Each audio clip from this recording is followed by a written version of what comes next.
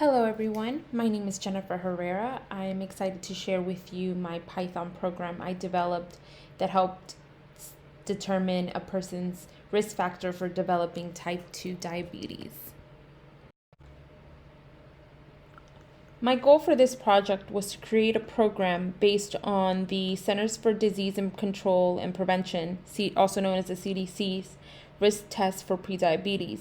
This assessment is used by health professionals to determine a person's risk for developing type 2 diabetes. Depending on the score or results, a person is referred to their primary or to a prevention program.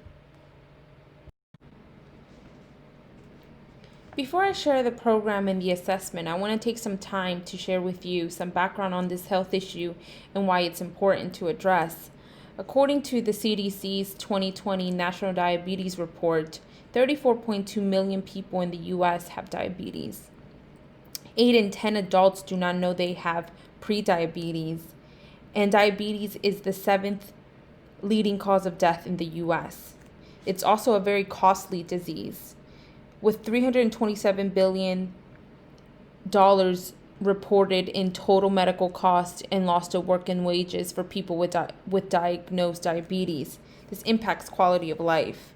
The good news is this is a preventable disease. If caught on time, a person can delay or prevent the development of this disease.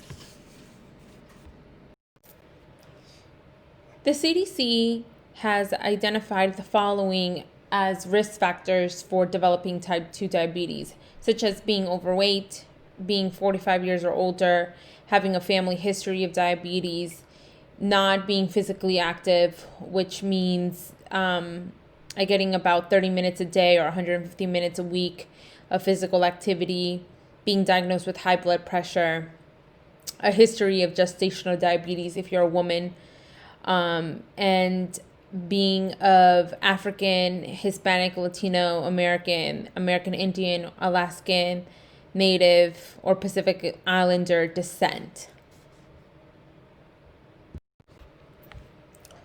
The CDC then developed a health risk assessment or a pre-diabetes risk assessment with using some of these risk factors such as age, gender, family history, BMI, and physical activity. Based on how you answer these questions with either yes or no or man or woman answers, a score is given. If you score a 5 or higher, a person is considered high risk for type 2 diabetes. If scored 4 or below, they are considered low risk. In this section, I will show both a low risk and high risk user, their outputs, and some sample code. The assessment begins with asking very simple questions what their first and last name are.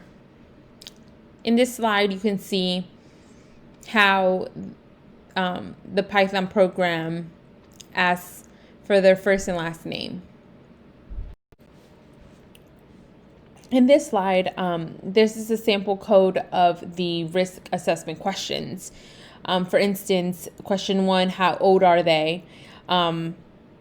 Based on their age range, a score is provided. As you can see, if a person scores 40 and below, they get a score of 0. If they score between 40 and 50, their score is 1. And if they score between 50 and 60, their score is 2. And 60 and above, a 3. Again, these scores are based on the CDC's risk assessment. The second question, are you a man or a woman?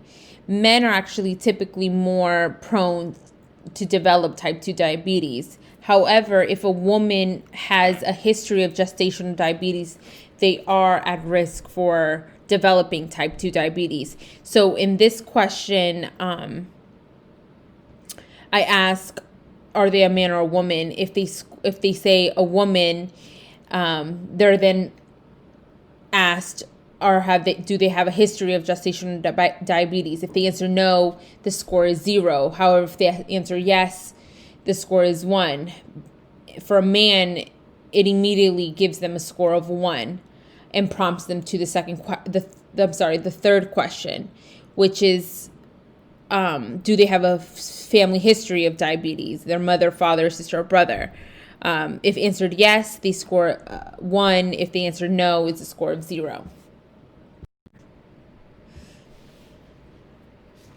In this slide, it's just a continuum of the risk assessment questions, with a difference in question 7, which is asking and calculating BMI.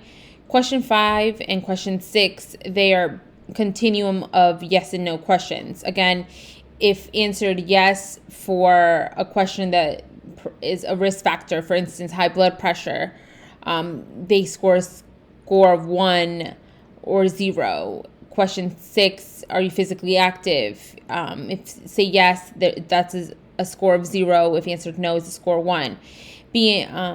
Question 7 asks for BMI.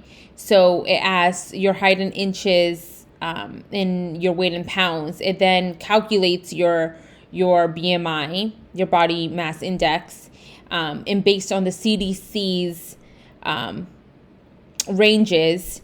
So if a person is below 24.9, they are normal weight, but they get a 1 score. If they're between 25 and 30, they get a score of 2, which is considered overweight. And if they score a 30 or above, is considered obese, which they get the highest score of 3. In this slide, it shows the results of 2 individuals, myself and my boyfriend, man and woman, and with various risk factors. On the left are my answers and my score. And on the right is my boyfriend's and his answers and his scores. As you can see, when I answered if I were a man or a woman, I answered as a woman. It then prompted me to ask if I had a history of gestational diabetes. I answered no. It then prompted me to, do I have a family history of diabetes? Unlike him, when he answered a man, it immediately asked him if he was a man, if he had a family history of diabetes. So in terms of the program executing successfully, it did so. And as you can see at the results, I scored a risk factor of 3, which is I'm considered a low risk, and he scored a 6, which makes him a high risk, which then prompts him to tell him that he is a high risk for type 2 diabetes.